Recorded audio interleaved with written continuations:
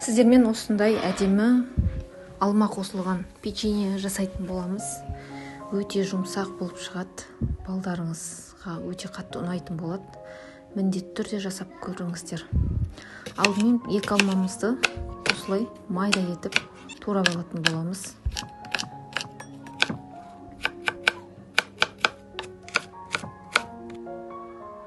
Ал туралған алмалардың үстіне 2 қасық шекер, 1 қасық көкөніс крахмалын, жүгері крахмалын салып араластыратын боламыз. Және осылай лимонның суын сығып барлығын араластыратын боламыз. Енді печеньенің қамырын жасайтын боламыз. Оған 250 грамм творог, 150 грамм май және 1 жұмыртқа, 100 грамм шекеріміз салып жақсылап араластыратын боламыз.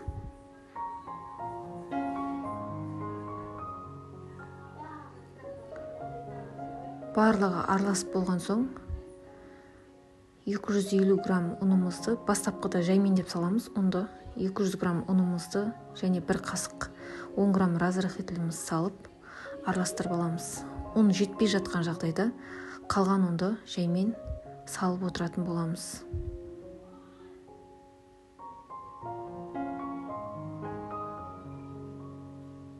Қамырымыз жұмсақ болып кетпеу керек. Осылай орташа қаттылықта илеп алатын боламыз. Қамырды 2 бөлікке бөліп, орташа қалыңдықта жайып алатын боламыз.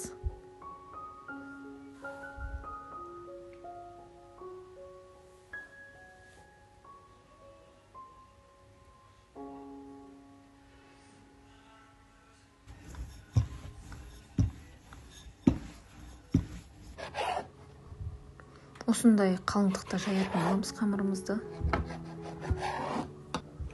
Тік 4 бұрышты етіп кесіп алатын боламыз қамырымызды.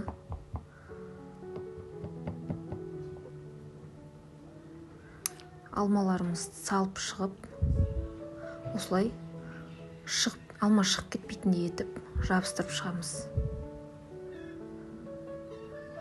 Осы кезде тапамызды, пешімізді қыздырып қоямыз. Алдын ала печеньелеріміз осылай жабыстырып дайындалған соң бетіне жұмыртқаның сарысын жағып шығатын боламыз. Жұмыртқаның сарысын шамалы кефир немесе қатық қосып жүрсеңіз әдемі шығатын болады.